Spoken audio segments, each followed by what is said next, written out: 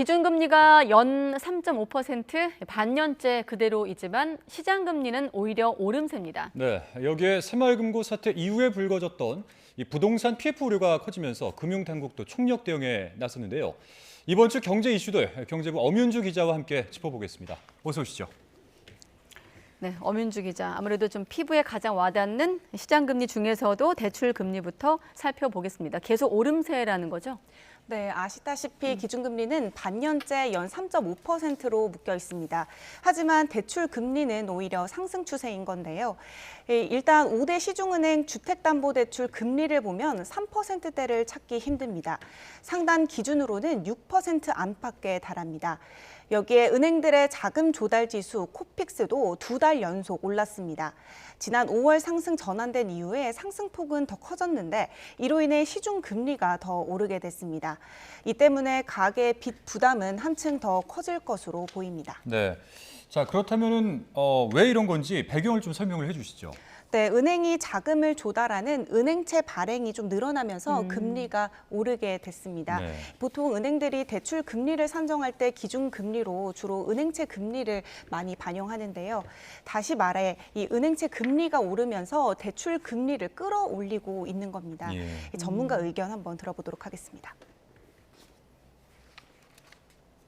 새마을금고에서의 PF 불안, 시중에 어떤 자금 경색이 발생해서 은행채 수요가 많아지면 시중금리는 이제 올라가게 되고 대출금리가 올라가는 그런 결과로 이어집니다.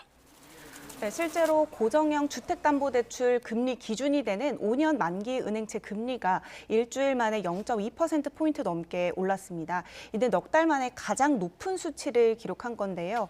이런 가운데 이번 달 들어 발행된 은행채가 이미 지난달에 89% 수준을 넘어서서 당분간 이런 상승 추세는 이어질 것으로 보입니다. 그렇군요. 아까 주원 실장이 새마을금고발 PF 불안 얘기했는데 이건 잠시 뒤에 물어보기로 하고, 자, 이런 분위기 속에서 예금 금리도 올랐는데 역시나 은행채 금리 영향 때문인 겁니까? 네, 시중은행의 자금 조달 구조를 보면 쉽게 이해할 수 있습니다. 네. 앞서 은행채 금리가 올랐다고 말했잖아요. 예. 은행 입장에서는 유동성 확보를 위해서 은행채를 발행한 겁니다. 문제는 이 은행채 금리가 오르면 은행 입장에서 부담이 될 수밖에 없겠죠. 예. 네. 그렇다면 이 부담을 줄이기 위해서 어떻게 해야 하느냐? 바로 예적금을 통해 고객의 자금을 확보하는 방법을 택할 수밖에 없습니다. 이를 위해서 유인책으로 예금 금리를 오를 수밖에 없는데요. 조금이라도 더 높은 예금 상품에 고객들의 자금이 쏠리기 때문이죠. 예. 실제로 5대 시중은행에서 판매하고 있는 주요 정기 예금 상품 금리가 최근 4%대 턱 밑까지 올라왔습니다. 그러니까요. 근데 이러한 배경 때문에 최근에 자금이 은행권에 많이 몰리고 있다. 이렇게 이해를 하면 될까요? 네, 그렇습니다. 시중은행에 쌓이는 자금도 계속 늘고 있습니다. 이 5대 은행의 수신 잔액이 지난 3월 말 1,871조 원에서 석 달 만에 1,913조 원까지 불어난 건데요. 네. 이는 지난해 11월 1,900조 원을 넘긴 이후에 사상 최대 규모입니다. 이 가운데 정기 예금만 17조 원 가까이 늘었는데 앞서 언급했던 예금 금리 인상이 이 같은 증가세를 이끌었습니다. 여기에는 이 금융권에 대한 불안 심리도 한몫했습니다. 최근 새마을금고 사태가 있었잖아요. 예. 네. 일부 지점에서는 대규모 예금 인출, 그러니까 뱅크런이 빚어지기도 했는데 이런 걸 보다 보면 새마을금고 부실 우려가 커지면서 심리적으로 안정적인 은행권으로 자금이 이동할 수밖에 없는 겁니다. 실제로 이번 달 초 새마을금고 위기설이 퍼지면서 5대 은행에 몰린 자금만 13조 원에 육박했습니다. 그렇다고 고객 입장에서 예금 금리가 높으면 이자가 많으니까 이 좋은 거 아닌가 이렇게 생각을 하실 수 있는데요. 네. 마냥 좋다고는 할 수 없습니다. 이 금융시장 전체로 봤을 때 예금금리 인상이 대출금리 인상이라는 부메랑으로 돌아올 수 있어서입니다. 앞서 언급했던 코픽스 자금 조달 비용 지수의 구성 요소를 지금 표에서 나와 있는 걸 볼 수 있는데요. 예. 정기 예금 금리가 포함되어 있습니다. 그러니까 예금 금리가 오르면 코픽스가 상승하고 대출 금리가 따라서 오를 수밖에 없는 구조인 셈입니다. 예. 이와 별개로 이 금융권의 경우에는 은행권과 경쟁 경쟁하기 위해서 좀 더 높은 예금 금리를 내놓을 수밖에 없는데요. 여기에 자금 조달 비용도 대폭 늘 수밖에 없고요. 결국 취약차주들의 가계 빚 부담은 커지는 이 악순환이 반복되는 구조가 될 겁니다. 그러네요. 다시 기준금리로 좀 돌아와서 다음 주 미국 FOMC 회의가 예정돼 있는데 시장 전망은 좀 어떻게 나오고 있습니까? 네, 미국의 기준금리 인상이 사실상 막바지에 도달했다라는 전망이 우세한데요. 네. 다음 주 FOMC에서 미국 금리가 0.25%포인트 또 한 번 인상할 것이 사실 유력합니다.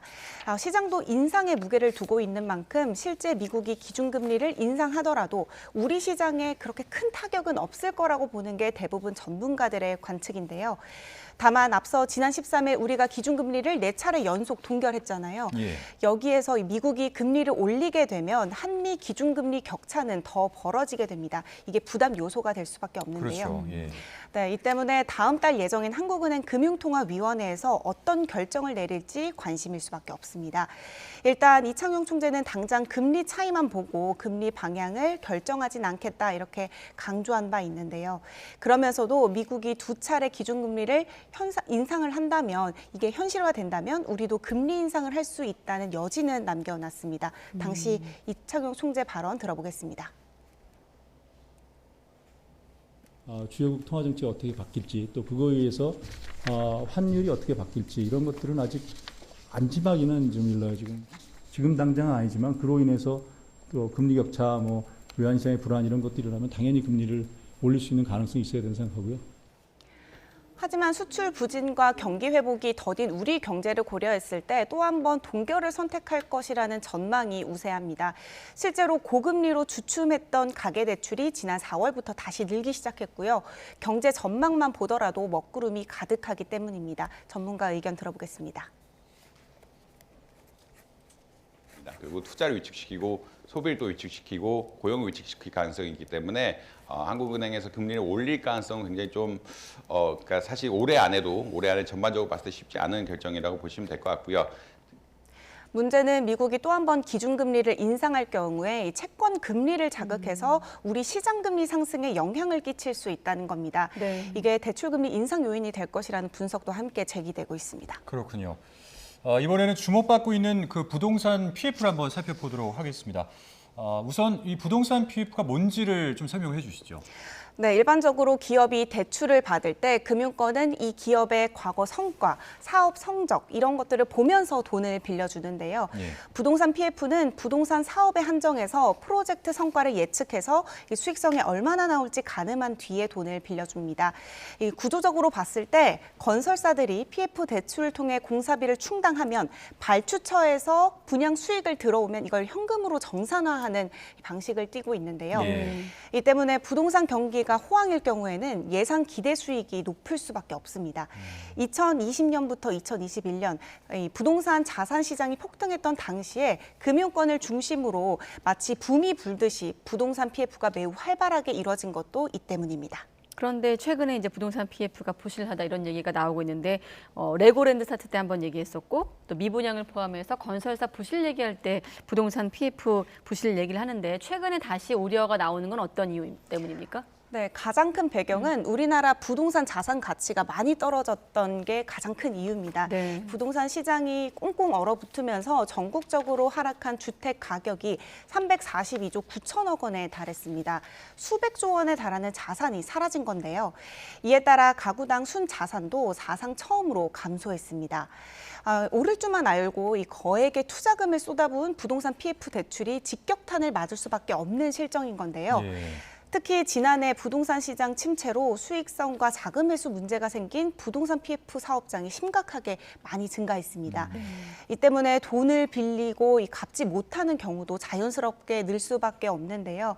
실제로 대출 잔액이 급증하면서 이 금융권에서만 이미 131조 원을 넘겼습니다. 그렇군요. 문제는 연체율입니다. 이 완공까지 계속 빚을 내가면서 기존 대출을 하는 과정에서 이 시장 상황이 워낙 좋지 않다 보니까 연체율도 급증하고 있다는 겁니다.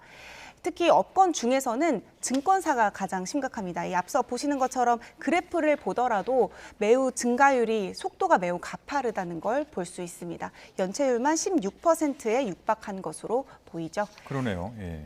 네, 여기에 증권사들을 둘러싼 악재가 이뿐만이 아닙니다.